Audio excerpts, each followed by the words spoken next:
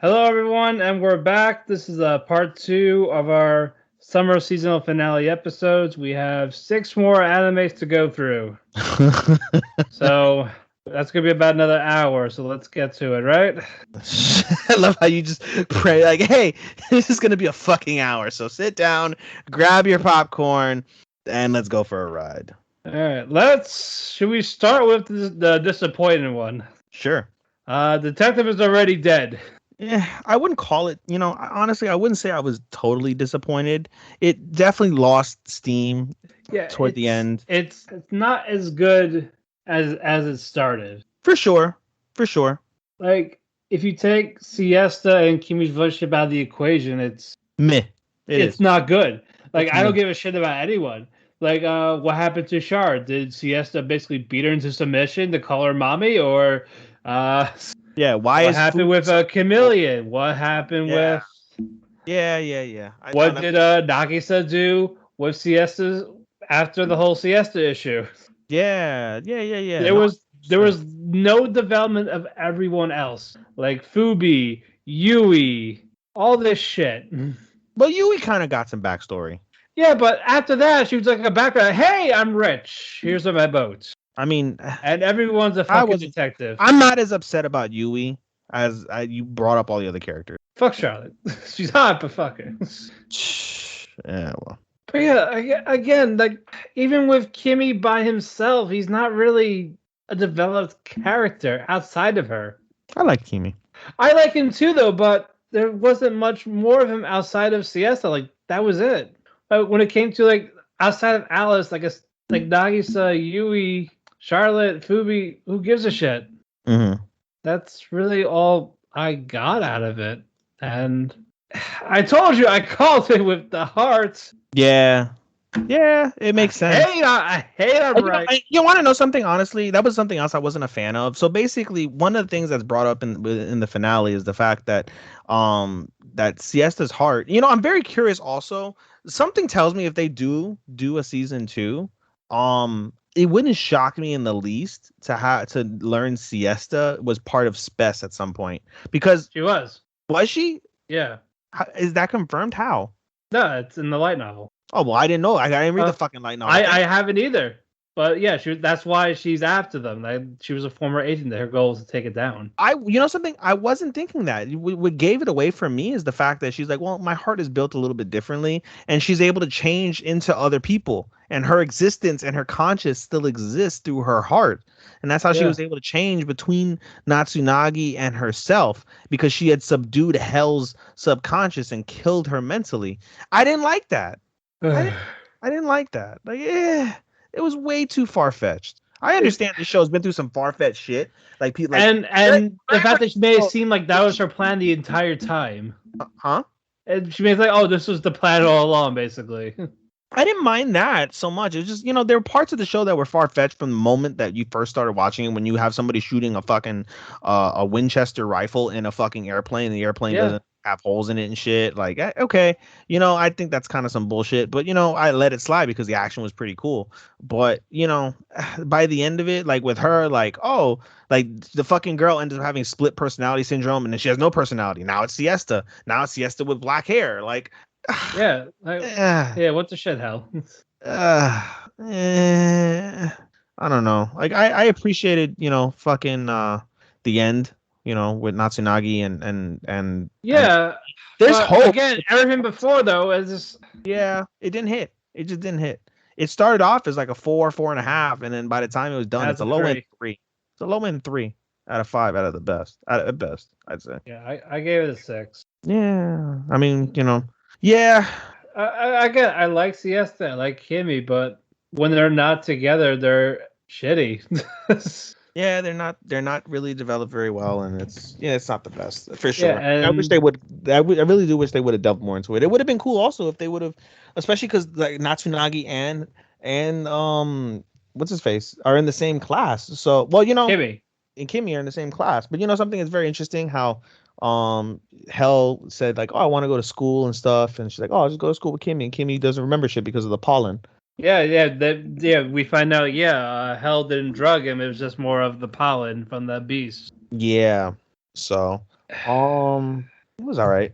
I don't know.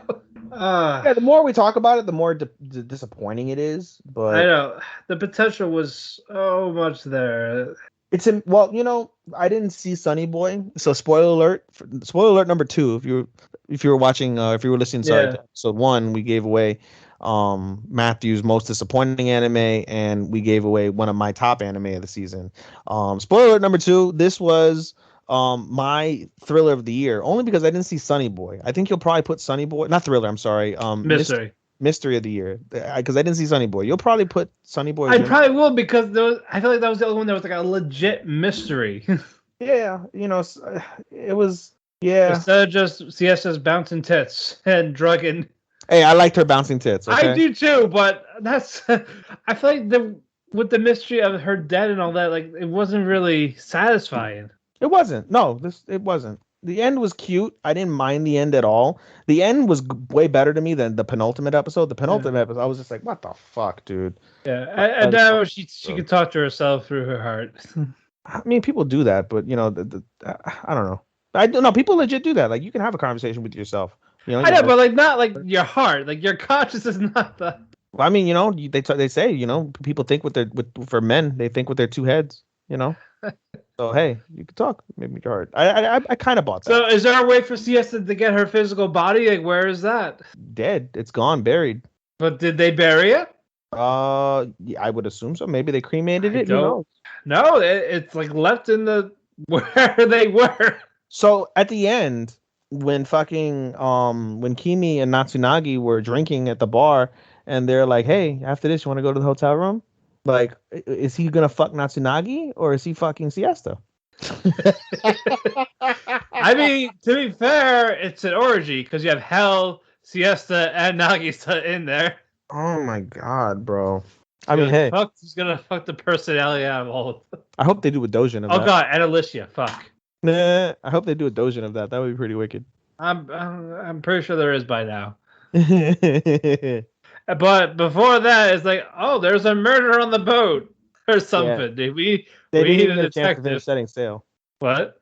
I said they didn't even get a chance to finish setting sail before their fucking next mystery happened. Yeah, and it felt like that how it ended was like the first episode, like Kimmy being dragged while all the persons like looking back like with that smile, like Siesta did it to Kimmy, now you see Nagisa doing that to Kimmy. Yeah, I thought that was nice. Yeah, but yeah, I didn't mind the end. It was just the whole show as a whole. It missed. It was a miss. Watch the case is the chameleon's dead body. Wouldn't shock me. Like, how did this happen? I did it. For real, like, season 2, episode 1. Who's our villain? Turtle. Oh god, don't give him ideas. I mean, Kumori could escape jail. That guy from the first episode. I guess. I guess. But yeah, we better get some Charlotte background. Like, why is she simping for someone that she calls mommy? Basically. Like, what's the deal here? Did she find her at a BDSM club and just choke me? Hey, you never know. I mean, with her outfits, I wouldn't be surprised. I'm not gonna lie. When she was fucking shooting the machine gun, which I thought was fucking so hokey. That was cool. I thought it was hokey. I mean, I'll take the guns, just not her. I was staring at her crotch when she was like crouching down shooting. Well, again, her outfit. Yeah, she was in a bunny girl outfit, I think. More essentially. Essentially, it was a bunny girl outfit without the tail and ears. Yeah, I know. But yeah, I was let down, but it was still better than Nighthead. Yeah. Wait, hold on. I'm checking the AniList ratings. The highest rating. Nighthead got higher than Detective is Dead. Did it really? Yes. Let me see what AniList said. Detective is Dead got a 6.4. Nighthead got a 6.7. And Girlfriend got higher with a 6.71. We'll talk about Girlfriend next because we'll get that later. We'll talk about it next after this because I love the end. Oh yeah. The lowest rating for spring is DCTM Toromera with a 5.5. Didn't watch it. I didn't either. Gave it a 62. Endless gave Detective a 62, and they gave Girlfriend a 89. I'm just kidding. 65. All right, that's fair. So let's move on. Let's talk about Girlfriend. All right. The best girl fully appeared and got characters. She's not the best girl to me. The best girl still is Nagisa. I still love Shino. I love Shino too. Nagisa's second. Nagisa is second. I mean, bro, we got to see Shino butt ass naked. Let me hold on. I want to tell a story real quick. Let's tell a story. I want to tell a story real quick. So while I was on vacation, for those who didn't listen to episode 1, if you're listening to episode 2, the reason why we have a 3-week hiatus is because of the fact that I was on vacation and it took me a long ass time to catch up on anime. So while I was on vacation, one of the things I did was I went to AEW wrestling. AEW. I went to the Prudential Center. So I took my happy ass from Long Island to Prudential Center in Newark, New Jersey. It's a lot of travel for those who don't know. It's a 3-hour or longer like travel time in terms of taking trains and buses and such. So my ass, after I got out of AEW, waiting time to kill for the train to go back to the city, I decided to try and catch up on Girlfriend. And let me tell you, if you have seen the penultimate episode and the finale as well, if you haven't seen it, let me tell you, it's etchy as fuck. It looks, with zero context, if you're in a public forum with zero context and you see someone laughing at their phone, if you happen to be near them and you glance at their phone and you see a naked anime girl, it's a bad perception. They're gonna think it's a hentai. They think you're looking at hentai in public, you fucking creep. That's literally what I thought after the fact, but I'm dying laughing at Shino being butt-ass naked in front of Naoya. I'm just dying in the middle of the fucking train going from Newark to fucking to World Trade Center. And she's like, I don't care. We need to have this discussion of you being a two-timing bitch. Bro. And fucking Saki when fucking We'll get to that. She pulls his pants. She pulls Noya's pants down. Oh, and he fell down, and then she was on top of him. So hold on, let me explain this. Let me go back. We'll go back a couple episodes. You know, it took about 2 or 3 episodes. So let's go back a couple episodes. Episode 10, I believe it is, right? I think it's episode 10 or episode 11. Starts. We leave off basically with Naoya falling into Rika's hot tub. And so Rika's like, oh, I'm gonna seduce the shit out of you, and that's how the episode 9 ends. Episode 10 starts with that was 10. Oh, that was 10. Okay, so episode 11 is where they start in the tub. Yeah, so the penultimate episode is where they start off in the tub. And so when they're in the tub, you know, Rika's like, oh, I'm gonna seduce the shit out of you, and Noya's like, oh, you're gonna make me feel your boobs, and she's like, no, that's like later, and she's like, no, and then she like has like this kind of like epiphany. She's like, listen, I really, really, really want you to like me, so I don't know anything about you. Let's talk. And he's like, no, I gotta find Nagisa. He's like, listen, just give me 5 minutes. I need literally 5 minutes. And Naoya relents, and he's like, okay, I'll give you 5 minutes. And they have a productive, nice conversation. They made me like Rika a little bit more, honestly, seeing that conversation. And some shit happens at the end of the 5 minutes, and her towel falls off, and he gets kicked out. She's embarrassed because Naoya has now seen all of her tits and pussy. Yep. And so we move on, and fucking we keep going, and fucking Naoya is trying to find Nagisa, and ends up in Shino's hot tub. And she's like, what are you doing here? What are you doing here? And basically Shino starts interrogating Naoya, and Naoya is trying to deny it, and Nagisa, fucking Shino like telling him all the negatives of being a two-timing asshole. Yeah, especially a poly relationship. Yeah, about being in a poly relationship. And Naoya's like, wow, I never thought about any of that stuff. It's good to keep in mind. She's like, but listen, I gotta go. And Shino's like, no, you gotta let me know. Are you doing this? And she grabs Naoya by the pants. Well, first he tells her like you're actually a good friend to her, to Saki. And this isn't the time. Yeah, and then you see his pants fall down. And then they have a struggle. And then Nagisa and Saki come into Shino's towel, and they're like, oh, like, and by the way, Naoya's like, hey, your towel's falling down, and Shino's like, I don't care, I have less than Saki, you're not gonna see anything. That made me chuckle. Well, that's the thing, she has a better ass than everyone. Oh my god. And so eventually during the struggle, Naoya's pants fall off, Shino's towel falls off, and at the moment that Nagisa and Saki show up into Shino's pool looking for Naoya, we see a butt-ass naked Shino on top of a Naoya with no visible pants on. And this is where I died laughing in the train. The first thing she's like, it's totally in. It's not.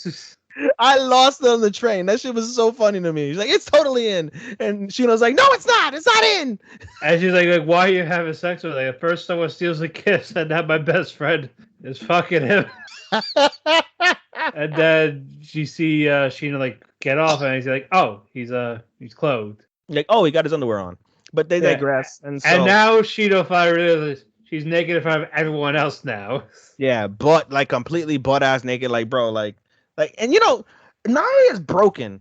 Like, you know, I think of like the opposites. I think of like girlfriend. Like, you remember girlfriend. Like, this dude was like a horny ass dude, like constantly jerking off and shit to the thoughts of fucking of Chizuru. Yeah, we have Noya, he's seen 3 women on this trip thus far, none of whom are his girlfriend, butt naked. And has not gotten hard once. One of those women is on top of him, butt ass naked, pussy on dick, on clothed dick, but on dick. He just knows how to contain himself. I guess. He's got no what, bro? Oh my god! Like, bro, the power of his virginity is strong. When I start thinking, like, bro, just me thinking about like me and my past escapades gives me a little chub. Like, and this guy's got a whole butt ass naked girl in front of him, on top of him, and doesn't at least pop a wood. Oh, that's what happened. Bro, no wonder the birthing rate in Japan is so low. Holy shit. Well, you got nothing for that one, do you? I don't. I fucking don't. Got him. But anyway, let's move on. Anyway, the end of the girlfriend is really nice. Basically, Nagisa. At the end, I have a secret to tell you. Yeah. So I'll keep going, man. I thought you were saying let's move on to like a different one. No. We're still going. We're still going with this. Keep going. It says now you see how Nagisa was before she dated Noya. Like, she wasn't good at stuff. That's how the penultimate episode ends that way, and it begins the finale. It begins that way. Yeah, story about how she was a loser and she wasn't good at anything. She's not smart until she saw Noya and Saki. Like, Noya's like determination, like I love you, all that type of thing to Saki, because they weren't dating. Yeah. And then say, okay, you tell me how you feel after like graduate, like if we pass, like, cause so tell me now. So for some reason lit a fire. The cunt had to. This whole caveat though begins and ends with, listen, don't tell Noya what I'm gonna tell you. I'm too hazakashi about it, which means it's embarrassed in Japanese. Yeah. And her stupid ass didn't realize that the boys' bathroom is on the other side. Noya is by himself listening. And he heard every single word. And of course, Noya, because he's a fucking moron too, was like, hey, Nagisa, don't worry about you being stupid or anything. Like, I still love you. And she's like, oh my God, you heard everything. And she fucking takes off like a bat out of hell. Not realizing, by the way, that she got herself in shape by running. So she's actually a pretty good long cross-country runner. By proxy of what happens. And so everybody starts running after Nagisa. Noya's running after Nagisa. Saki's running after Nagisa and Nagoya. Rika starts running because they pass her. Shino starts running once they pass her. And they all start running after Nagisa and Naoya, trying to find out what's going on. And fucking eventually the 3 girls, they get tired and whatever. So they end up taking a cab to their ultimate destination. But meanwhile, it's fucking Nagisa and Naoya, Nagisa and Nagoya, Nagisa and Naoya, Nagisa and Nagoya just running, and they're casually talking back and forth, until eventually, of course, in front of the beautiful sunset, in front of the lake, Naoya creepily manages to fucking corner Nagisa, and they have a heart-to-heart, and eventually everybody catches up, everything, all Zelda ends well, and Shino's like, wait, are you two-timing? And then Naoya's dumbass was like, yes! He's like, well, no going back now.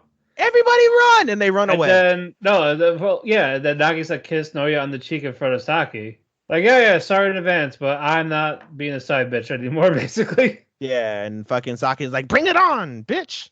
Oh yeah, now they fight. They're going fisticuffs. Yeah, now they're really going at it. Meanwhile, Shino's like, oh my God. But an interesting part is throughout this, we find out toward the end. So basically, After the trip is over, they're like, listen, Shino's like, listen, we have to have a conversation. So they go to her house and they have a conversation about what's going on. They accept responsibility, but they're not going to stop, blah, blah, blah, blah. And Shino at the end was like, I have to stop this for Saki's sake and for my sake, so I can forget about the man who loves Saki. And we see basically that Shino has a secret crush on Naoya. Yeah. Has a crush on Naoya. And then also the conversation that he has with Shino about Saki and being her friend and other things. And like basically we see a flashback also of Shino looking at Saki and Shino looking at Naoya and seeing the determination for Saki, how it moves her as well. Right. So we get that little tidbit as well. And so the end basically is how basically all the girls are in the shed, including Shino, and they're one big happy orgy. And then they fucked. I mean, I wish we would see that. I hope, what's funny, speaking of fucking, I managed to see a doujin of girlfriend, and it's pretty graphic. And I'm thinking to myself this whole time, I was like, oh, I wonder if we get to see one for, I'm sorry, not girlfriend, for Rent-A-Girlfriend. Right. And I hope we get to see one for girlfriend. That's what I mean. Yeah, all right. But yeah, this overall, this was funny. This was funny. Like, I was much better than Rent-A-Girlfriend. It was much better. I agree. Way better than Rent-A-Girlfriend. I laughed way exponentially more. There are parts of the show that really bothered me, but then there are other parts that, like I said, it really popped me. The ending, the last 3 episodes were fucking phenomenal. The best parts of the series were the last 3 episodes. Right. And it was very solid. I enjoyed it very much. Yeah. But yeah, much better girls. Naoya, he's creepy, but also. He's very determined. He's just. I'll talk about it. I'll talk. He's creepy. He's fucking creepy. Well, that's we'll talk about it. We'll talk about it during the awards. Yeah, we'll talk about it. All right. But again, I definitely enjoyed this one. Where are we now? Which one do we want to do? We've got girlfriend. We've got Keki. We've got not Aquatope. We did detective. Just a quick reminder for anybody that's listening now. Again, I'm still behind on Boruto, Aquatope, and Scarlet Nexus, so we're not doing those because of the fact that those are continual into the fall season. So we'll pick up. Hopefully, I'll catch up and we'll pick up. If he is somehow caught up by Aquatope before the awards, we can talk about it briefly. Yeah, that's the next one on my list. I'm gonna try and catch up on Aquatope so that hopefully by Monday, as we record Monday, we can maybe talk about it. But in any case, let's go with Realist Hero. All right. This got a bit better. I liked it. No, I liked it too. Like, I feel like it was just average during the beginning, but now now I enjoyed it. Yeah. I liked it. It was very solid. Like Soma showing some fucking balls. He did. With like, hey, I could actually be this ruthless guy, and during this battle, and what was that guy's name? The aircraft one. The what? The one of the council guys. You used to have the Air Force guy. Yes. I don't know, like Fernando or some shit. I don't fucking remember.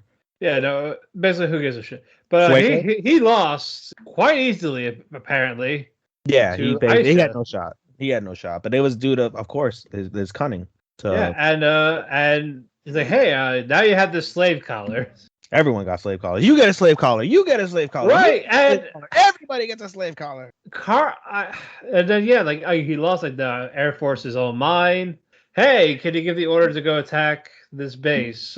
Yeah. Like, yeah, you got it. And you see Carmine, who was actually disappointed. In a sense, like I was expecting him to be in action, and the fact we didn't get that was a bit of a letdown. Well, this show, I've gotten to, and I accept the fact that this is an isekai that won't provide you action, and I'm okay with that because we have so many isekais that do give us great action. Yeah, but I want to see him do something instead of just saying, "Hey, you all have slave collars now because you want to use civilians as a sacrifice." Fuck you guys. I mean, dude, like I'm okay with Soma just being fucking smart as shit. He's like Shikamaru, bro.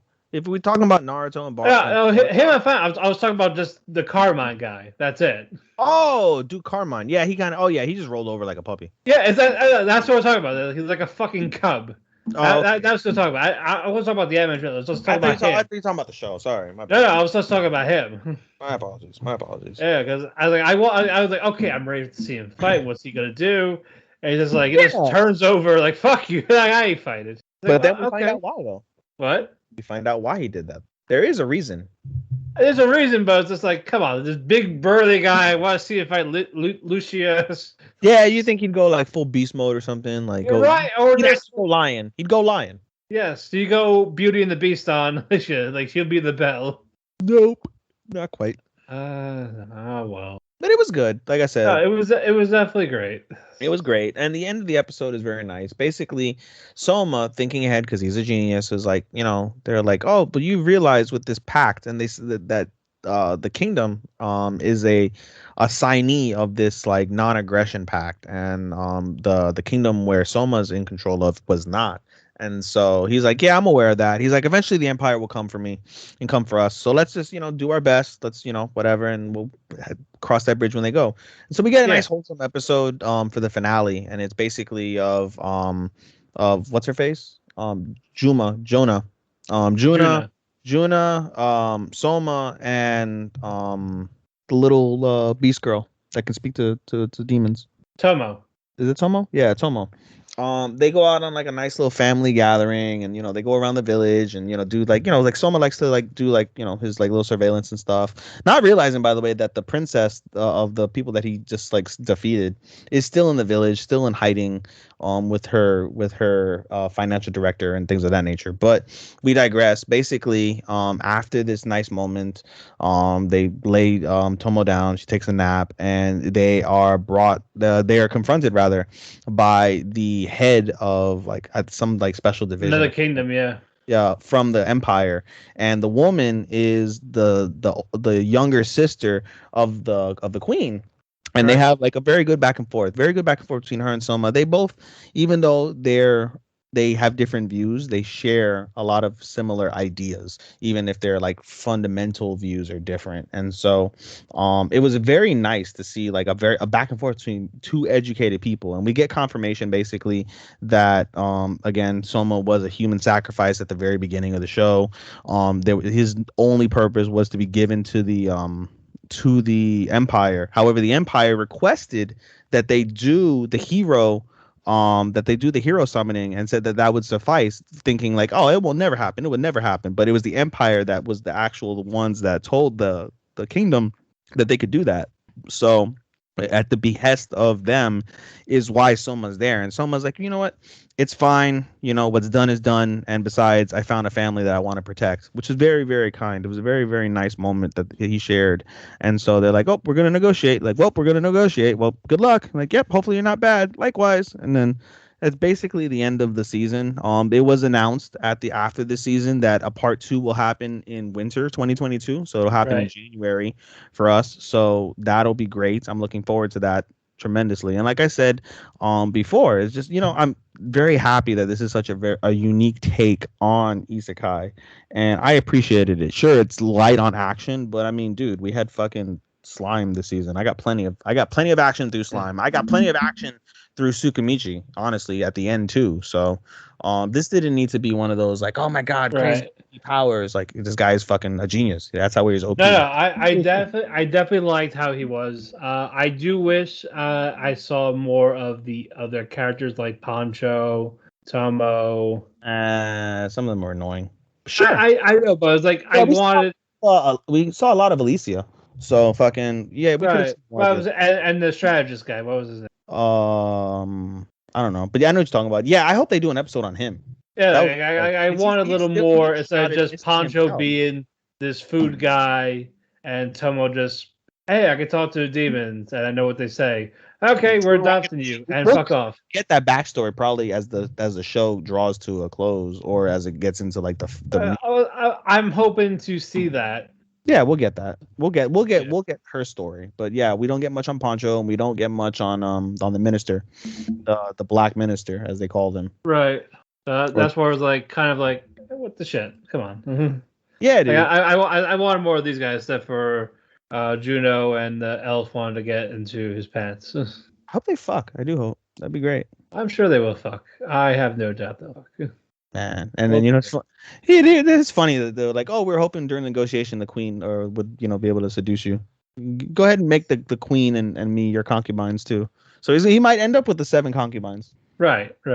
We No, will see. It was great. It was a good end. I was very happy with that. It was a very, it felt like a mediocre anime, and it closed better than I expected. And, Right. I'm looking forward to season 2. Anyway, let's get to some good shit. Let's get to some good shit, dude. Let's. Duke of Death. The best romance of the year. Oh my god. The year. Before we get to that finale, let's just talk about. Was Horimiya 2021? What? Was Horimiya 2021? Yeah, that was winter. All right, it can't go over Horimiya. But one of the best. It's the top. It's in the top 3 of romances of the. But couple wise, I like. Actually, romance of the season. Could be very fun, tricky. With what? No, it beat Remake, and I love Remake. I've been talking about Remake on all of our podcasts. No. I talk about as a show, or talk about just the terms of romance. No, in terms of like the romance aspect. Oh no, nothing was going to top it this season. Yeah, dude, it's got the ship of the year. It's got the best boy and girl, in my opinion, of the fucking year. Right? Sorry, guess another spoiler. I guess who I told you who my best boy avoid the spoilers. Yeah, bro, I'm just giving them away. You're giving away like candy. Stop with the candy, man. I know. I'm giving it away like fucking 10-layer cake at a fucking wedding right now. Yeah, let's not. But yeah, I mean, dude, it's got. Honestly, I was very, very surprised at how strong this finished. I get. No, I was about to ruin something else. Let me not say. I won't go. I'll get into that on Monday. But yeah, it's finished fucking tremendously strong. I thoroughly loved it. And the end made me cry. It's easy to make me cry. We'll get to that, but fucking Zane. Yeah. That's how he is. Like he almost like he's like trying to sabotage Bochan and Alice is like, hey, because we got this to because he was blackmailed with fucking cuffs and relationship. Exactly. And then before that, Viola basically runs away from home. No, so before that even happens, let's back up. So at the very beginning of episode 11, we'll go over, like I said, penultimate and then finale. At the beginning of episode 11, Viola and Winston, what's the brother's name? Walter. So Viola and Walter are going through old stuff in the main house, trying to find any cure they can help with Bochan, relieving him of his curse. Something that Viola actually finds is an old log from around the time that Bochan got cursed. And so she brings it over. She has a disagreement with her mother, and like Matthew said, she decides to run away. When she runs over to the house. Oh, and by the way, we also find out that fucking Walter snitched out her sister. Yeah, the best. And told her like, this is why he's second best. And yeah, snitched out her sister like, oh yeah, she's been going over to Bochan's house, and that comes into play in a little bit. But anyway, Viola goes over to Bochan's house, gives Alice the book. She starts thumbing through it, and there's a piece in the book that catches her eye as she's reading parts of it to Rob. Yeah, it was the maid book. Yeah, and it was like, oh, my mother's handwriting. And when she reads what her mother wrote, it said, I was visited by 2 witches in white clothes and masks. And basically they're describing Daleth and another witch. Right. And so Daleth is using, I think, a cat, one of the cats as surveillance, and finds out about what Alice just found out. And so she's like, all right, it's time for me to make my move. So she calls in Zane, tells Zane, like, listen, I need you to get rid of that book. And she's like, oh, well, those are my friends. I don't want to fuck up my friends. It's like, hey, you gonna wear this? He's like, hey, you like Cuff? He's like, hey, you like Cuff? Yeah, say goodbye to her if you don't. Like, fuck, all right. So he goes over there, does like his little secret covert mission, and Bochan finds him as he's about to destroy the book. And he tells Bochan everything about what he's doing. And he mentions, like, she's watching us right now, but one of the downfalls of her trait is she can't hear what we're talking about. So here's what I'm going to do. And Zane decides to use his magic. And he's like, listen, only Cuff has ever seen my magic. And now you don't tell anybody about my magic. I don't like my magic. Don't talk about it. Okay. Yeah. So he burns the book. He burns the book in front of Bochan. He keeps a piece. And he keeps a piece. And he said, as long as I have a piece of what I destroyed, I can bring it back to its original state whenever I feel like it. We're going to let the heat die down, and then I'll bring it back for you, and we'll see what's up. Like, okay. He's and like, all then right, that I need pretend you to to be act upset. upset, right? He's like, ah! He's like, that's good.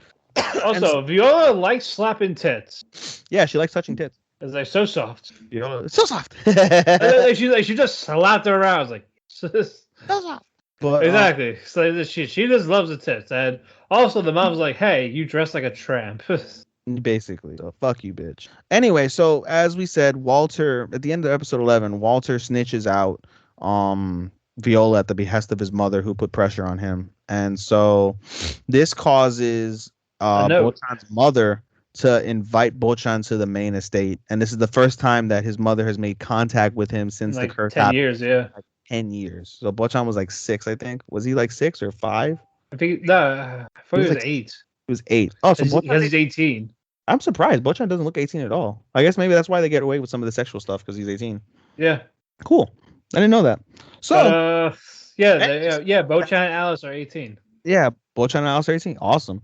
So, so that's the end of the penultimate episode. The finale, though, woo! That finale was wicked. Yeah, Bochan was nervous. Like, I don't know if Yeah. he wanted to delay seeing his mother because again it's been so long. It's like Wanted to see her when he broke the curse, and he's also like, listen, since I'm gonna see my mother, I'm gonna ask her that we're gonna get married, and that puts even more pressure.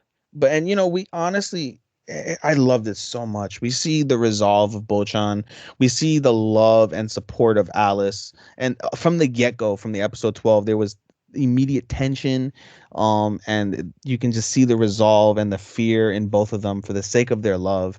God damn, I felt that so fucking much. So they go to the estate. And wait, hold on, did the thing with Daleth happen at the end of episode 11 or 12? 11. 11. So we skipped over a part that's super critical. Right, so Daleth takes off her mask once she sees that the book is destroyed and Bochan's upset. She takes her mask off, stops looking, and she walks away from her altar. I guess she's like in some devil's altar. So she walks away from the altar, takes off her mask. She's a really pretty woman. She's got scars on her face, but she's a very pretty woman. And she's like, well, I guess she says something basically to a coffin, and she opens the coffin and she's like, isn't this like a wild like scenario, my dear Sharon? And we see Alice's mom in rest, dead in that coffin, in the coffin. She's basically in rest, as like a state of rest, as they've passed. So Daleth owns fucking Alice's mom's corpse. Right. Super crazy. And so another piece of that comes into play momentarily, as I'll get into. So basically, they go to the estate after a snowstorm. They get there late, and Bochan sees his mother. His mother's like, "Oh, well, first, Walter and Viola greet him outside, and it's like, and then Walter admitted, "Hey, I'm the one that told Mom." Yeah, so you're here because I snitched out Viola, and he apologizes. Yeah, and he's like, "It's okay," He's it's like it's really no big deal, and then yeah, it's no big deal. Like this is gonna happen eventually. So Alice like, "Hey, I'm gonna go catch up with the other maids." And they treat her like a whole child. They love her. They loved her mother. Like it's very nice. She has a very nice, happy interaction with everybody there. Meanwhile, Bochan, as she's being led to his mother, she's walking with Alice and Walter. He's walking with Alice and Walter, and all the maids. Viola and Walter. Viola and Walter. Yeah. So they're all uneasy. They're scared. They're disgusted by him because they're fearful of his curse. And it makes Bochan uneasy, but he understands. He's used to this, so it is what it is. And the fact he's been gone for so long. Yeah. So he sees his mother briefly. His mother's like, "Oh, it's good to see you. It's late. We'll talk tomorrow," and then fucking leave.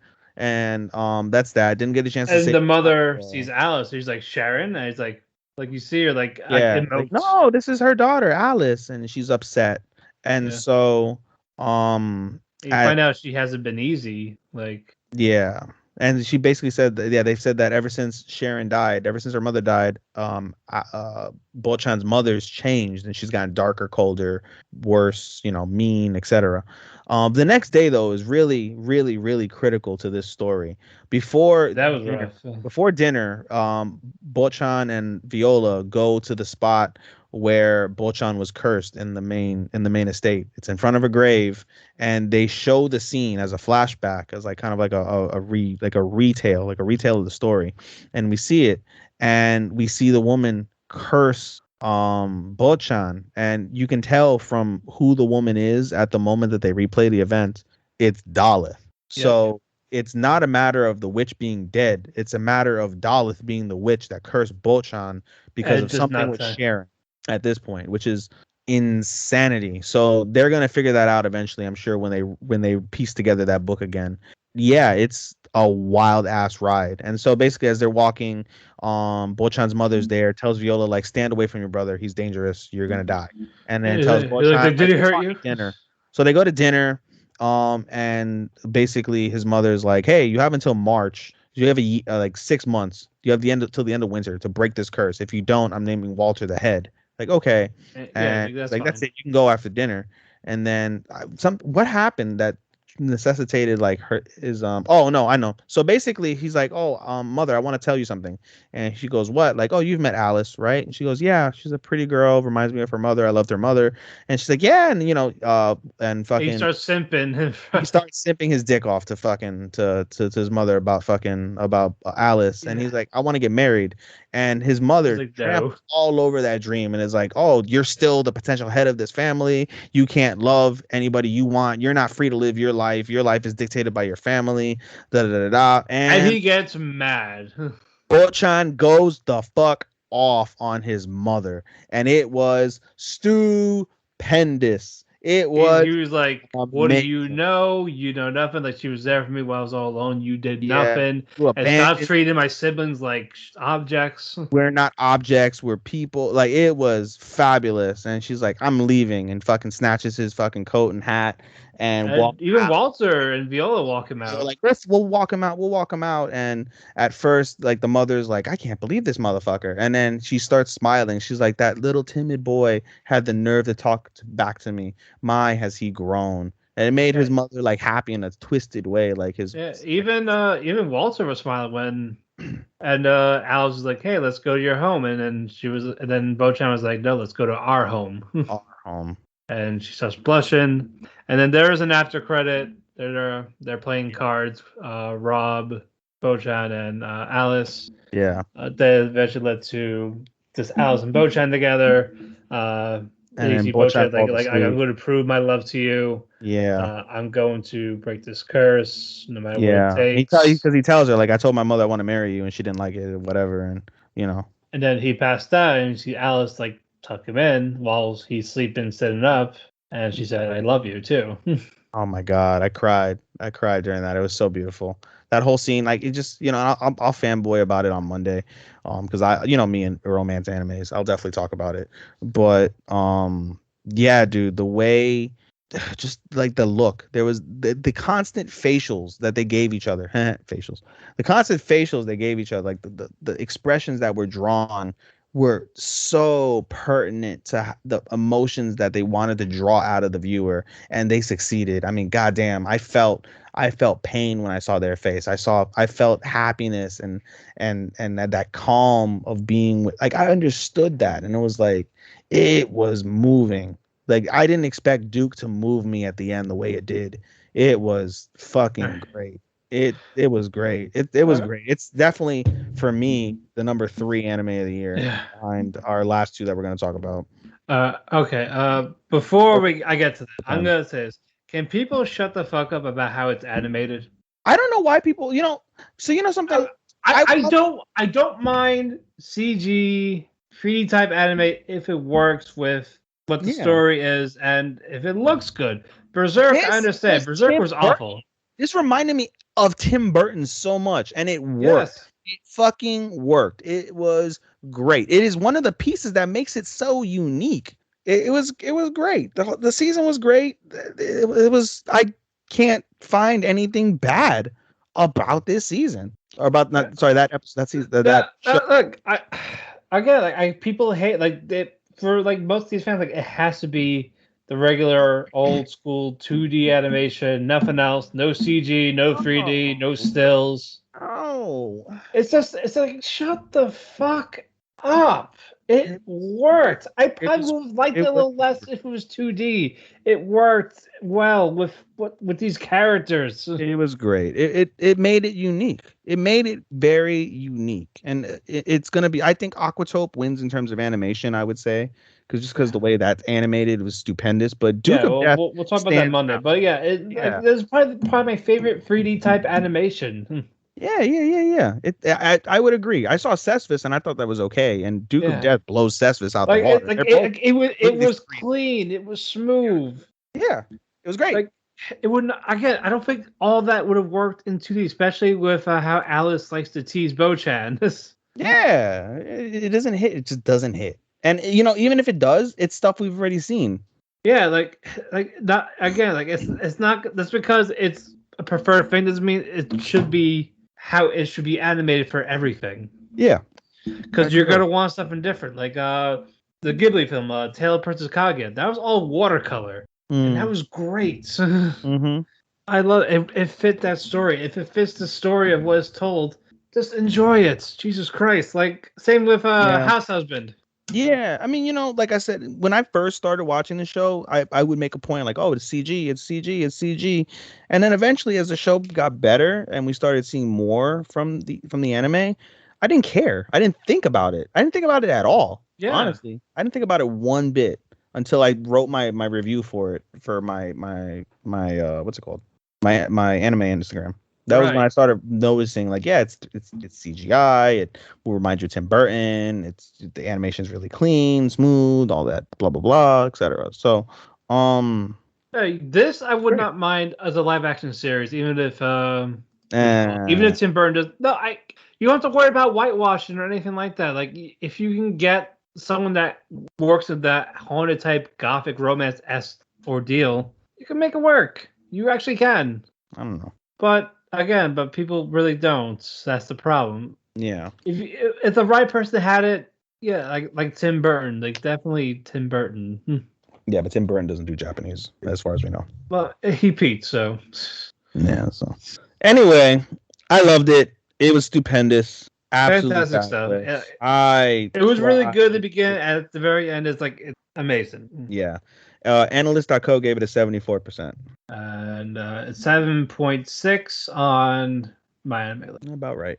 I would have given it a solid 8. Here we get to the great final two.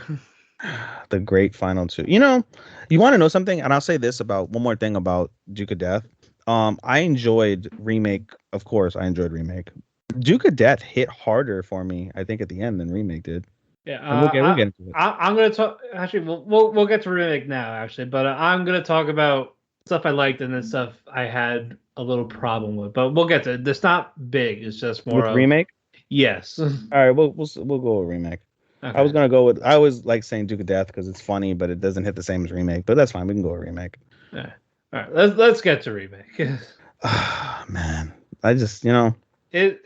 What did we talk about last time? We talked about was it Kyoya hitting rock bottom? That was the last time we left off? Last time we talked about it was basically when Tsurayuki leaves school and all their efforts were for nothing, and then he wakes up and everyone lost their passion. Yeah, no, he didn't realize that till after the fact. He wakes up and I know, but I'm saying, but we still talked about it. No, I don't think so, dude. We did. No, that was the last thing. Did we? Yeah, we talked about how Naoko stopped singing. Shinoaki stopped doing arts. Minori didn't do arts. Yeah, so that was where we left off. We didn't go to after. Okay, so let's start with after. Basically, Noya is still being dependent on Kyoya. Like, God damn it. Yeah. I'm tired. It's fucking 11. I know. We're almost done. We got 2 left. Yeah. So, Kyoya, is still being relied on in this life and heavily. And so he was telling the boss, like, hey, all this is gonna work. I actually had a backup plan. Because we have to back up because Kawasagawa is in some shit with their development, and basically the boss is a dick and wants things done his way instead of realizing he wants it done on schedule, like no pushback, don't care how bad it sucks. Is. Like this, and and Kyoya mentions like, yo, the system sucks. It's doomed for failure. We really, if we want to do our system, we have to do it right, or we shouldn't do it at all. And the director's like, I don't give a fuck.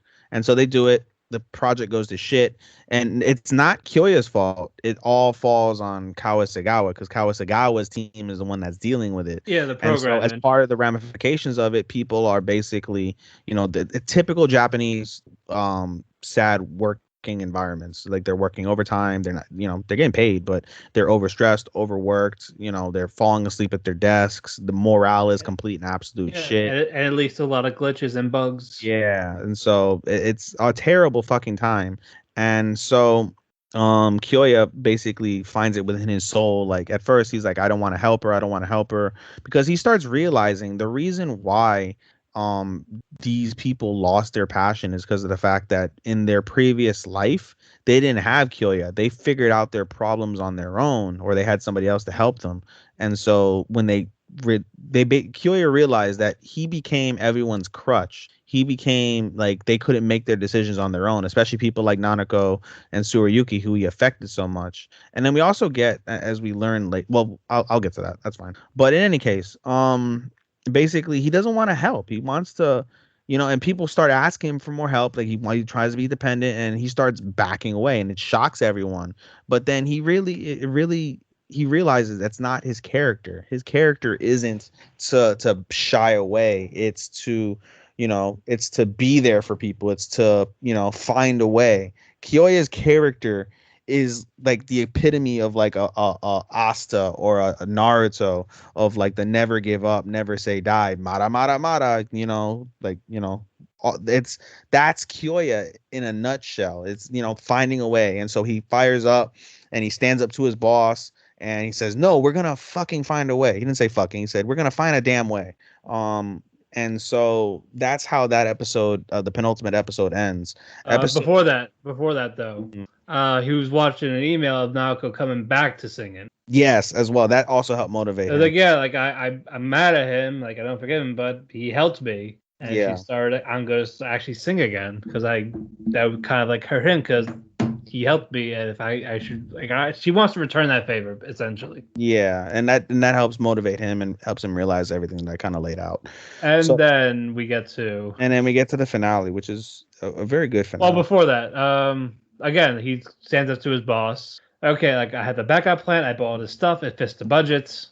Yeah, like this new server. Really good server. It's a lot better. No bugs. This guy came in like, hey, I'm gonna plug it in, type it in. Game's basically almost ready. Yeah, basically they're like, oh, we're gonna spend time. We're gonna have the public apology. We're gonna give everybody 10 times the rewards they were getting as a sorry. And everyone's gonna take 2 days off. And the boss loses his shit, loses his shit, loses his shit, loses his shit. And it's like, hey, like when you hired me, like you trusted me. Yeah. And I wouldn't go this far without you trusting me, ordeal. Yeah, he's like, I like to think you're reasonable. And the boss is like, fine, do what you must. And so Kyoya saves Kawasagawa's ass. And there's a conversation and that will come into play later on in this episode. But it happens in episode, I believe, 10 or 11, as they have this talk. Kawasagawa and Kyoya, as they're having a lunch break together. And, Kawasagawa says, the lunch break was... might have been episode 10 when Kyoya was trying to figure out his bearings with his job. 9 or 10. Yeah. I think 10 though. It was 10. So, okay. She mentioned, Kawasagawa mentions like, I want to go on a vacation and run away to Okinawa.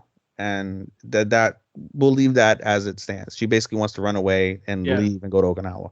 So, another piece I'm neglecting to mention is that what the fuck? I just had it in my head and other artist or? Yeah, the other artist. Ayaka. So the other artist mentions, and Kyoya recognizes, we know in episode 9 or 10, recognizes the art that inspired her because it's Shinoaki's art. And so one of the critical pieces to get the game functioning is he goes over to speak to Ayasaka, and they have the same conversation, and he gives her a printout of one of the original art of from Harusora, which is the doujin game that they made. And so she's like, I know this is exactly what motivated you because I know the person who motivated you and blah blah blah blah. And he helped stoke those flames for her And so they get everything under track, everything is good.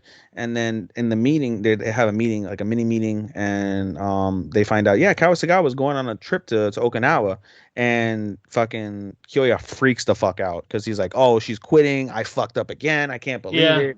You know, I just tried to help her, and instead I've ruined her. She didn't get a chance to figure it out. He runs after her, runs after her. Come to find out, like, she canceled her flight because, you know, she saw Kyoya. And so her and Kyoya sit down, have coffee, and they have a very powerful and intimate, like, heart to heart. And during this heart to heart, Kawasagawa confesses her love to Kyoya, which takes everybody by Right. surprise. But Kyoya opens up in a way that he hasn't opened up to anybody before because he trusts Kawasagawa as kind of like a best friend and And intellectual. yeah, like he like how he felt like a failure, like he Yeah, ruined everyone. yeah, he felt like he ruined everyone and all this stuff. And Kawasagawa was very, very poignant, very strong and powerful, and made Kyoya realize, like, listen, like, and they beat. Not to mention, she did beat her with a purse, but she mentioned, like, listen, you were struggling and suffering this whole time, and because you were worried about everybody else, you neglected yourself. Had I known, or had you expressed this to me at the time that you were feeling it, I would have done everything I possibly could to help you, because you've done everything you possibly could to help everyone else. And we should recognize that. And it really opens up Kyoya's eyes to how he took everything on his own. He made himself seem like this hero, like, you know, and that was a lot of things that he mentioned. He's like, oh, like, I'm just doing stuff to be self-fulfilling. I'm not doing anything to help anybody at the end of the day, when by reality that's false. He really was helping these. He was doing this out of the kindness of his heart. He was doing it for the sake of trying to make, you know, everyone's lives, not only himself but everybody's lives, better. He just learned to realize that sometimes it's just best to not put your nose where it wasn't to begin with, Yeah. which is a valuable lesson. But in this instance, it backfires again. So during the conversation, like I said, Kawasagawa says how much she loved him for, like, all the things that he did, blah, blah, blah. Like, ran down a list of everything of why she loved him. And, you know, she's like, wait, forget what I just said. Too much information. You didn't need to know that. It was And kind now I'm going on vacation. and now I'm going on vacation. But as she leaves on her vacation, Kyoya is sitting on a bench at the airport and is visited by fuck Keiko. Keiko-san. And that's the end of the penultimate episode. Now we get to the finale. The finale is they have a heart to heart about the circumstances in which they had, and what led them to this point. And Kyoya tells Keiko, I want to go back. I want to fix everything. I want to do it right. I want to, you know. And Like she's like, I want to struggle. I want to. yeah. And then Keiko tells her, like, yo, you're going to struggle. Like, you know, you've got a good life. You got what you wanted. I sent you back in time for you to be successful, and you're successful. You've got a beautiful wife. You've got a beautiful daughter. You're successful. You've got friends. This is what you wanted. And Kyoya's like, not like this. I didn't want this if the golden generation isn't going to exist. I did not want it to be easy. Yeah, and so Keiko's like, okay, I'll do it. And as she's about to do it, he's like, wait. He's like, I appreciate everybody here, but there's somebody I want to say goodbye to. Let's hold off. And she's like, okay. And And so then Shiroaki drew I'm again. getting there. You gotta build it up, Matt. You gotta build it up, Yeah. especially for this, because I'm so passionate about this. All right, fine. Gotta build it up. He goes home, you know, Tadaima, Hokairi nasai, you know, and what's it called? Shinoaki's daughter, Kyoya's daughter was like, hey, mommy's a good drawer. I just found out. And she's like, oh, really? And she shows him a drawing she did, and it's beautiful. And she's like, wait, look, there's more. And Shinoaki's like, oh, you showed him already? And Kyoya is like shocked, and he breaks down and he hugs them, and she's like, oh, Papa, are you okay? Like, Kyoya, are you okay? And he's like emotional, and it's a very emotional scene. And so we come to find out that basically Shinoaki, after the conversations they had, discovers her love for drawing again, and she can't wait to draw.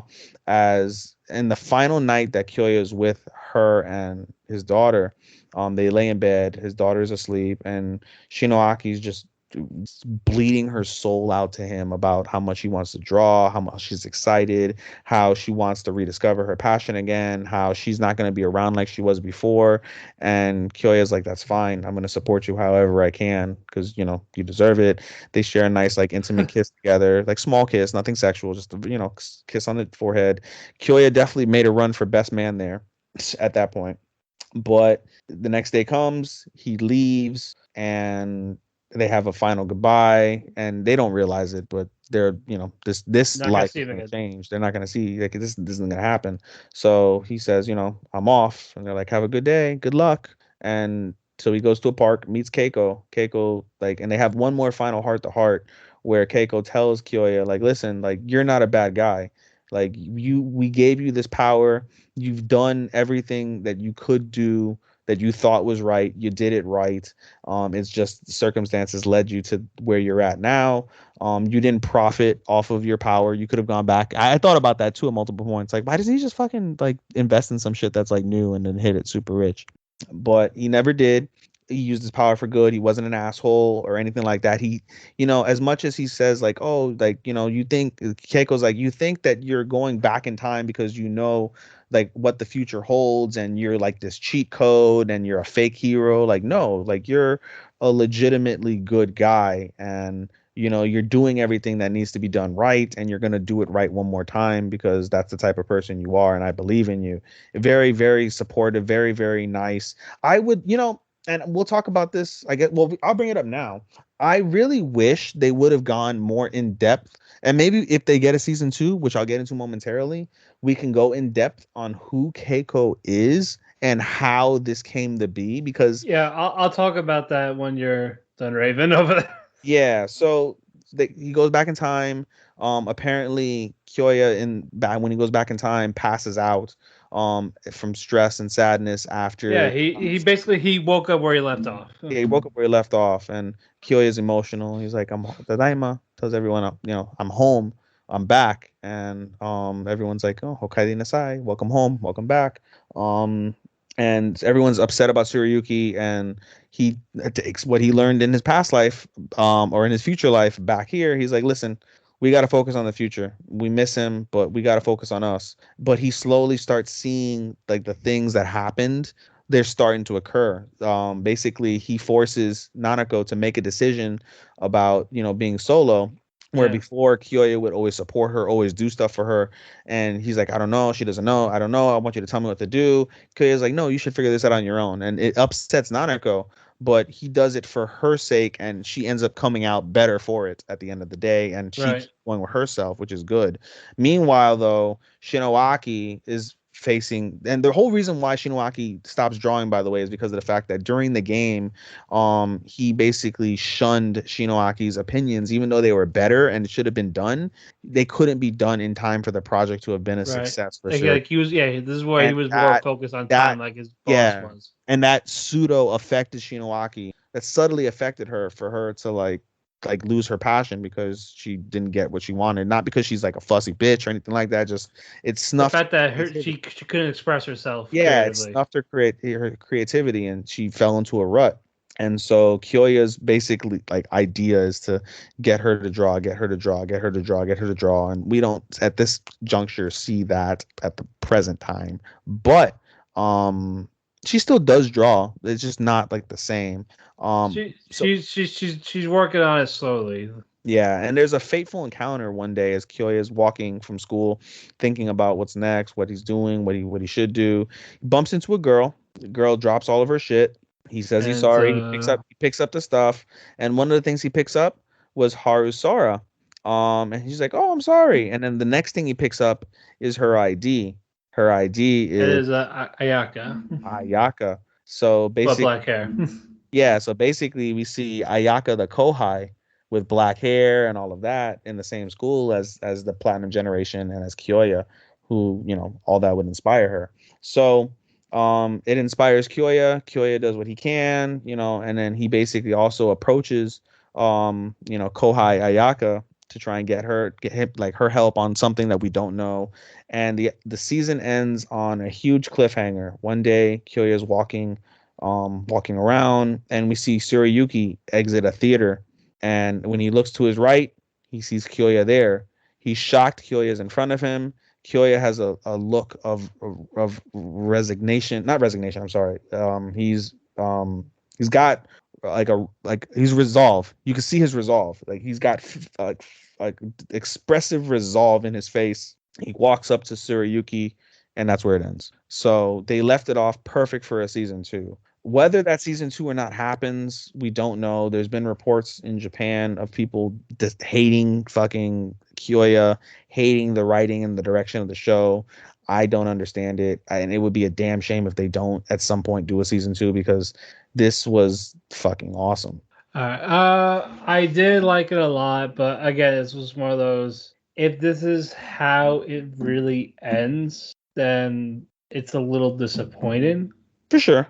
And yeah, I want to know about how did Keiko get this power? How did she give Koya this power? Was it like a Jiminy Cricket "When You Wish Upon a Star" type of thing? Yeah, that he was singing. Basically, where did it come from? How did she get it, and why did she give it to him, and how did she find him? My theory is it has something to do with his sister. Maybe we don't know. We don't know. Yeah, no. And part of me is like, I feel like he should have stayed. Hmm. Like, because again, people were getting their passion back, like Naoko, Aki, Shinoaki, Ayaka. But I felt like that would be like, I get your principle. You're not wrong. I just feel like that would be selfish of him because at the end of the day, he still snuffed out the platinum generation. The world doesn't understand. But I feel like the creations of the platinum generation. It's not the same.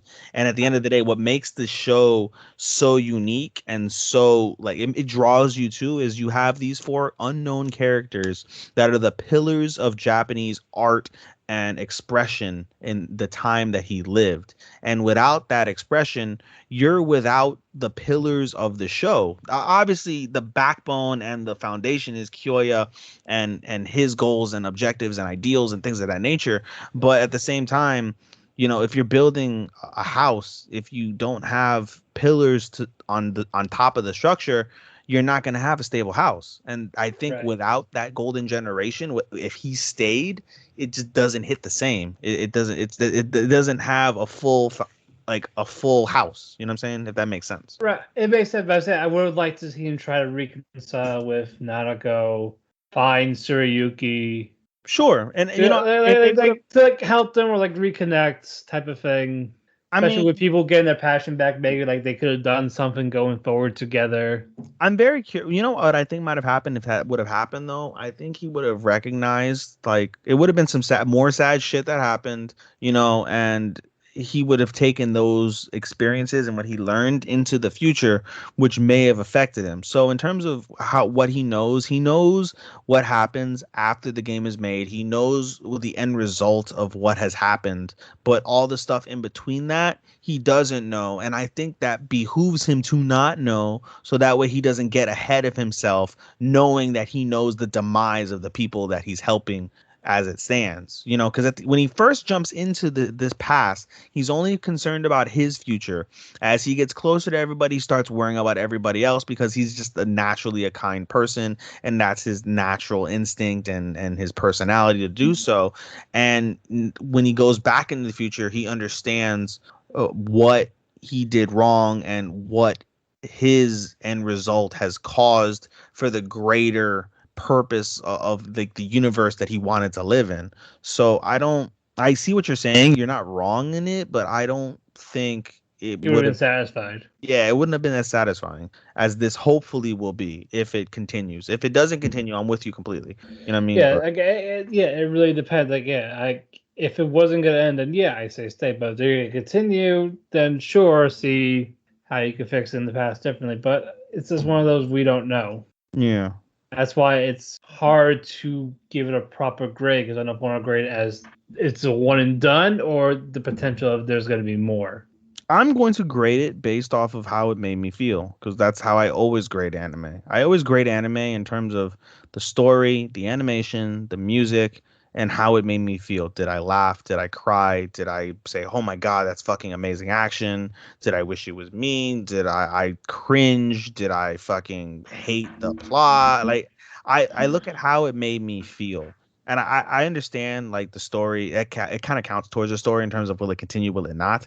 But at the same time, I'm grading it as an individual anime in terms of what it achieved with my feelings, and that's always how I prioritize any anime I watch. In terms of like how I grade it, is always like, is there great action, great music, great animation? How did it make me? Did I And cry, laugh? and that's completely fair. Yeah. But other than that, I find it very enjoyable. And I and I'm not gonna spoil what goes where. It's my new. I mean, for me, it's my new. It's my new anime of the season. It may not be my anime of the season. I'm still up in the air in terms of my anime of the season because it's Well, gonna we be. got a couple of days, so We have a couple of days. I mean, I put down my initial one, but I'm gonna think about it a little bit more. Like I said, we have slime. yeah. We have slime. We have, or let me phrase that. I have slime. I have remake. I have Duke of Death because Duke of Death made a strong run at the end for me. It really. I don't think it'll win, but Yeah. goddamn, it made such a And strong then our run at the end. final one. And then our final one, the funniest anime by a long shot Life of the lessons year. with Uramichi Oniisan, and Life it lesson. starts with the penultimate. Uramichi's gonna quit in 30 days. And I love this because it's a slice of life. It's like, maybe he's gonna quit smoking type of thing. I And wasn't sure. You're right. yeah, that was my initial thought. Like there's no way he's quitting the show. 'Cause with how we get this, especially in a slice of life where the second last episode always seems like it's the worst, but the next episode later, like it's not as bad. Yeah. But Toby Kichi just basically starts freaking out because he's drunk at a bar with Kumatani, Yeah. and then they start reminiscing the good times, like when they met him in college, like 10 years ago or something like that. Yeah. And Uramichi was a superstar because he's the first place. All he does is work out, go to the gym. Yeah. Toby Kichi is the one that's like learning gymnastics, and Uramichi was someone he looked up to. Yeah. And they had an open spot. Like, okay, the roommate's kind of gone. He's got a girlfriend. He said, "Fuck us." Hmm. Pussy before dick, Facts. And then the one of the from the students, I mean, sorry, like someone from the higher ups in school, like, hey, I had this guy he's supposed to stay because the other side is being reconstructed. Like, yeah, Hmm. sure. They find out it's Uramichi, and so Toby Kichi's excited. Kumatani is just like meh, like what's so special about it type of thing. Yeah. And then we see Ikiteru and Utano like younger too during all these little flashbacks. It was great. I love that. That was one of the low. That was like one of the low key things that I enjoyed so much about that episode. That's why I was like, oh my god, I love it because we see young Ikitero, we see He's like, young. yeah, he's a high school student compared to them, and he Yeah. still cannot read a watch. Like, hey, do you know the time? It's like, it's this, like, but he has a watch. Yeah. You see Utano doing basically singing outside of crowds, like small crowds, Yeah. like no Broadway, no nothing. Yeah. But she still sings good. That's you see them happy before they turn miserable adults. That is very interesting when you think about that as well, right? Is that like because they have the innocence of their youth. Yeah, exactly. Everyone did. And Yeah. and then we get the vacation. Urumichi's not with them, and oh shit. I wonder if he's coming home. I wonder if he's by himself. And then you find out the other dorm was knocked down again. Yeah. It was the hurricane, right? Because the tree fell down on it. Yeah. It was. Yeah. Yeah, the It was forbidden due to tree the or typhoon. sacred Yeah. tree. Yeah. It was due to the typhoon. Yeah, so oh shit, I guess Urumichi's gonna stay with us for God knows how long. Yeah. And then Kumatani was like out getting drinks and all that for everyone. And you see Uramichi like, hey, I'm back from vacation. Yeah. And it's like, what are you doing? It's like, oh, I'm actually gonna go to the store because they want food. It's like, oh, I'll come with you. And they actually like talk. Yeah. And he sees like this different side of Uramichi. Like he's someone that wants to be around company. Yeah. Like he's like this depressed guy, but like he wants to. He's antisocial. Yeah. He wants to work on that, and I can relate. I get it. Right. Right. So I get all this from him. And then we go to the present time. Tobikichi has a hangover. Rumichi's like greeted everyone happily. He's like, hey, how you all doing? Like, oh, what's happened? Like, I don't feel good. Oh, take this medicine. he starts getting ready, and then Tobikichi's like, "Is this what you really want to make you happy?" Mm-hmm. And he's like, "Yeah, this is what I want, yeah." And then that's when Tobikichi blurts out like, "Oh, like he's leaving," type of thing. And that was where that penultimate episode ended. Mm-hmm. And then you go to the finale, it's the follow-up, and they're like, "Should we tell him?" And it's like, okay, like, yeah, he's not quitted. It's just more of the gym he goes to is closing. He's not renewing his membership. It ends at the end of the month. And so basically Tobikichi freaked out over nothing. Yeah. And he called Uramichi for not telling him. It's like, you didn't ask. Now, Kumatani knew, apparently. No, Kumatani knows all. Yeah, well, it's Kumatani. Kumatani! He built a cat shelter in this typhoon. That was cute. He's a great guy. That was so cute. He just has this intimidating aura around him. Yeah. But no, like he's definitely a kind, gentle soul. Yeah. But anyway, they're in the break room, and then Tobikichi's talking about this show is ending. It's like our show's ending because we're watching it. Yeah. I get this. It's a small little nip. This is where the comedy part of it gets in. It's like, there's always this big dramatic thing that happens at the end of a satisfying conclusion. Like, why can't we have that? Yeah. And then it's like, the kid's missing around the studio. And like, well, this is our chance to get this big final episode thing. And they don't find the kid anywhere, and it turns out, he was just in the bathroom. Nene, why are you all here? Yeah. So like, and then Ikiteru was like, where's Ikiteru? He's talking to the director in the rehearsal room, and then he starts calling Utaro. Like, help, I'm bleeding. Like, oh shit, we gotta go help him. Yeah. They rush towards us. It was an ingrown nail that got pulled out. He's just got a small cut. He's fine. Right. Like, oh, thank God, type of thing. Say, oh man, like, we're getting it. I swear. Then Utano gets another call. It's from her boyfriend. Talks about marriage over the phone. She was getting happy. Yeah, and it's like, oh, I see. It's my friend's getting married, and I need money. And then she turns Super Saiyan. He went Super Saiyan and just hung up. I was like, why are you still with this person? And then and she comes out, like, and they can tell like express like, I'll be sad if you actually left. It's like, no, I wouldn't leave. No, I'm not leaving now. It's like, oh. And then Ikiteru's sister comes in with the dog collapsed on the floor. Yeah. It's like, is he dead? Like, is she dead? It's like, no, it's she won an award for a good girl at this dog show. It's just one thing after another. I know. And then another one, this girl dropped her handkerchief or whatever. Psych! Tobikichi's like, I'll give it to her. And then it's Capellini, the flamboyant one. Ooh, like, you found it, but you're gonna invite me for tea, huh? I'll take you up on that. No, he's like, I'll think about it. And then he just tells the girl, like, yeah, he's actually my type. He's your type. Meanwhile, fucking Tobikichi's dead as fuck. Like, I can't believe I did that. Oh my god. Yeah. But like, they go for all this, and then they're all like laughing about it after. Oh, I'm sorry. The director Amon keeps torturing Uramichi for ideas. Uramichi! Uramichi-san! Help me! Uramichi-san! I need your brain. They telling me him no every single time, and then they're like this bonjour man or whatever. Oh guys, Oniisan, why are you wearing that outfit? Like, if someone can answer that question, I can die happy. Yeah, right. He's the only one that wears these weird outfits that does not fit the theme of everyone, and that's why, yeah, if I was him, I would die inside too every time if I get all this. Yeah. But eventually they all go out, and the director is like stalking Uramichi. Like, I will get ideas from you. And what would you call it? Kikaku even fucking tease Uramichi. He's like, hey, I need to talk to you. Why? Just has his hand on his shoulders like about to talk. I was like, never mind. And it's like, just when I was about to open up again, the door was like shutting back and forth inside his heart. She was funny. Yeah, but he had a fucked up life. Homeboy had a fucked up life. Yeah. Oh yeah. Fuck. God damn.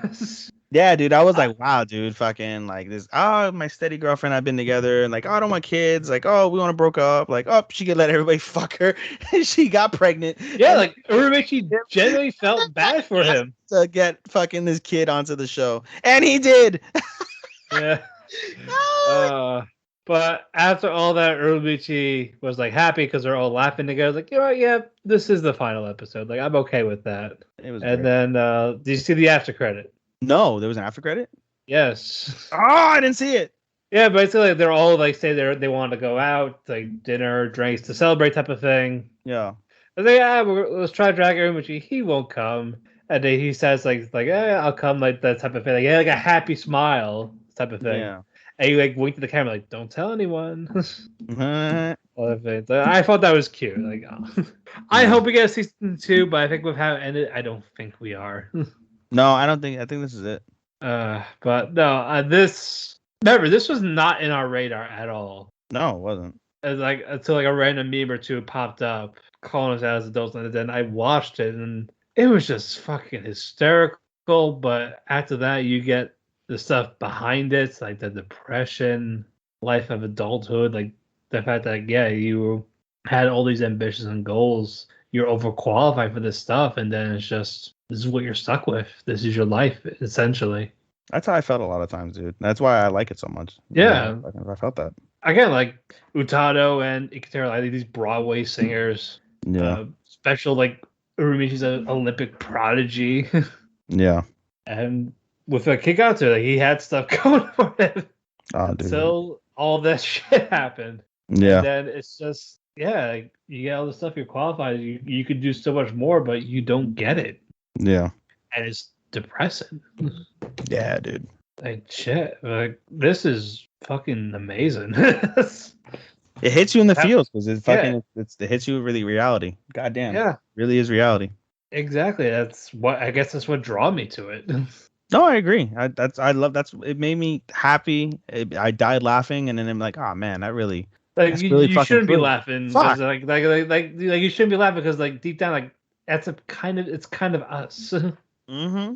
And that's how like all it boiled down to, and they hit that right. And when you get those genuine moments, like when Uramichi was talking about like harassment, that type of thing, like how to deal with it, and Kumatani just like listening to him.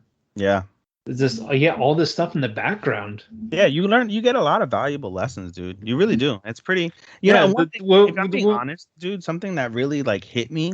I wrote this quote. I don't know if you saw my story or not on my Instagram, but I wrote this quote, and it's not here anymore. Fuck, I wish I had it. But it was like I think it was from the penultimate episode where they talked about dreams, and it's like, it's okay.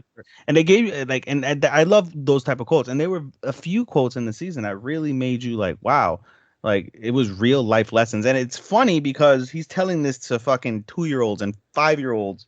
And it made me chuckle. Like, oh, what does a 5-year-old fucking know?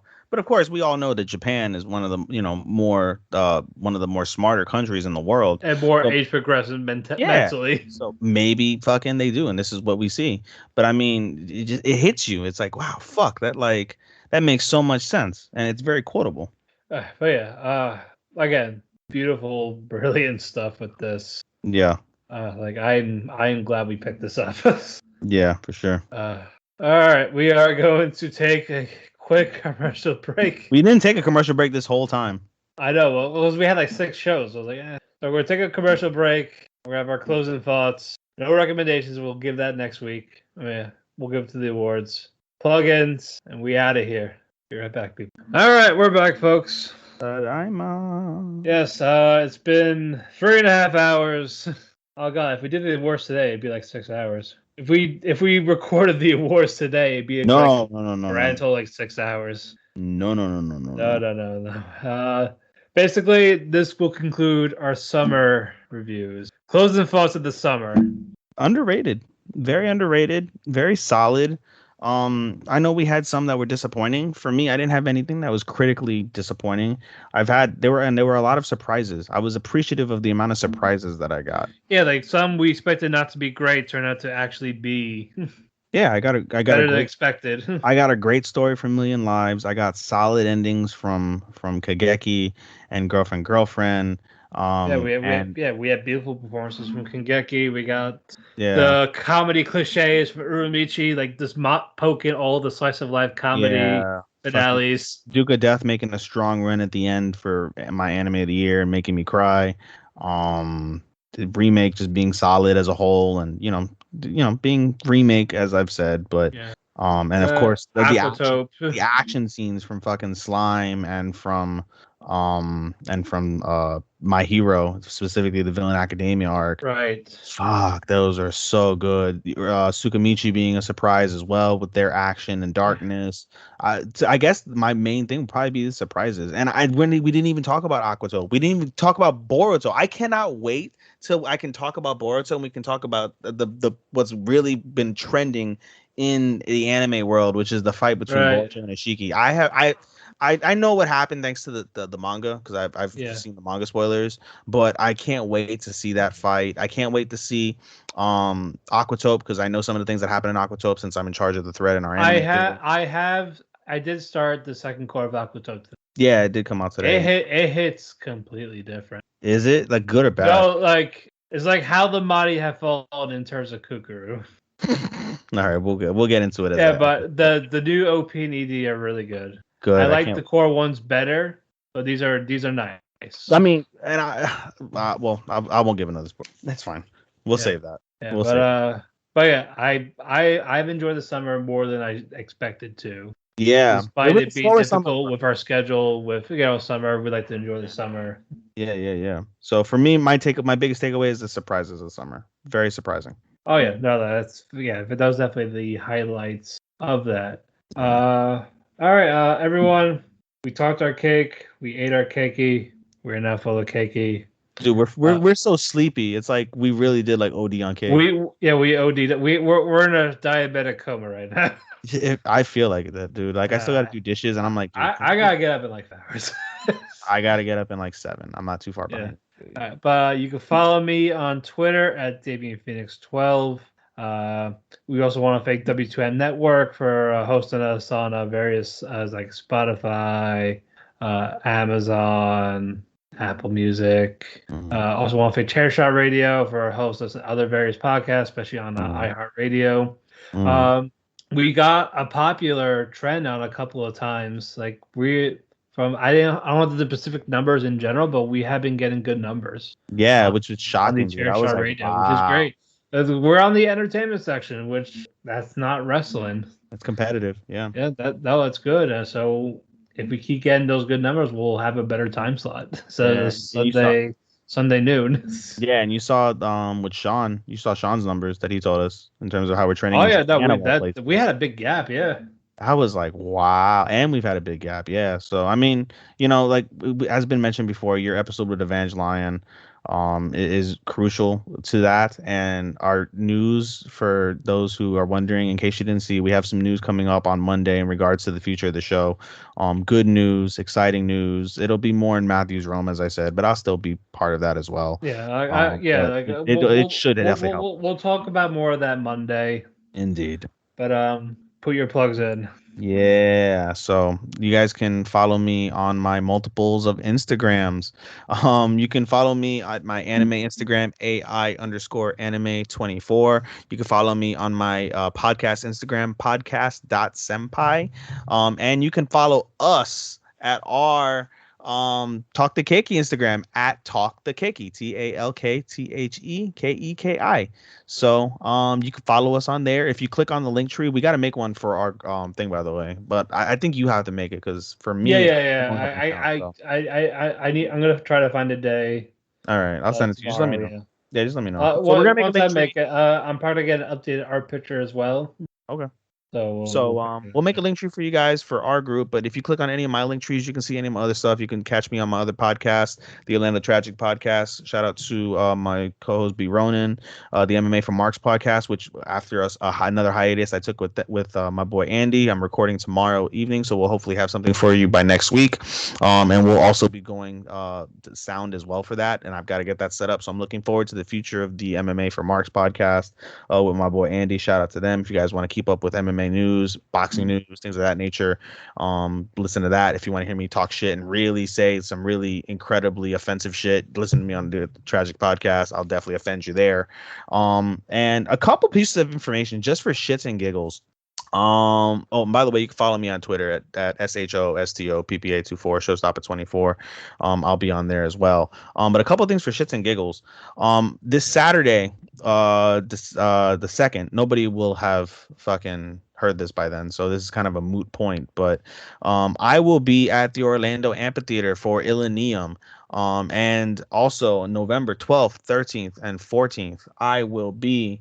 And I think it's 10th, 11th, and 12th. 10, 11, 12. Either way, the second weekend in November, EDC Orlando, I will be there.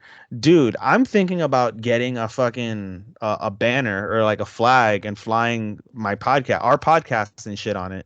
Yeah, do it up. Why not? Dude, like, I think that would be fucking wicked as shit, dude. So if you keep me out there, if you see me with a Talk to Keki banner, a Podcast Senpai, Anime, if you recognize any of that, if you see me out there at EDC Orlando, come holla at me. Come talk to me. Come be a part of my little crew. I mean, I'm not doing hard drugs, but you know, if you do, that's cool too. Whatever. Shit. Let's just have a good time. Yeah. Also, we will see you Monday when we talk about our full spring awards. There's gonna be no review unless he finishes Aquatope in time. But you check out what our top of the season is. I haven't even told him yet. I haven't wrote down my stuff on the list yet. I know you said except for like 2.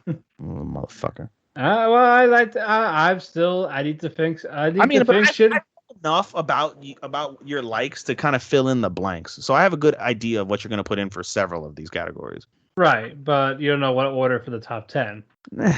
I guess. But yeah, we're going to be doing that. We'll be talking about our announcements, and we are also going to close off with our fall lineup of what we're going to be watching. But it looks like it's mostly going to be together, so that would probably definitely save time. Yeah, it will. And the only continuation we have is Aquatope, so we're just going to just put it in with the fall shit. It's just that one. We'll start off with Aquatope basically every week at this point. Yeah, more or less, yes. Yeah, we're going to start, unless something really catches us or makes us feel like shit or angry. But no, we'll start off with Aquatope, I think. And then also, like I mentioned, we'll have the news in terms of the future of the show. Looking forward to sharing that with you guys. It's something that we've been talking about since fucking early July, late June. Because again, at the end of the day, as much as Matthew and I enjoy talking to each other and talking to you guys about anime, we want to have the best product, the most interactive product that we can. So hopefully with this news on Monday, we'll be able to take another step forward toward that ultimate fucking broad goal that we have. All right. Until next time, arigato, and ofaku, and sayonara. Sayonara, minasan!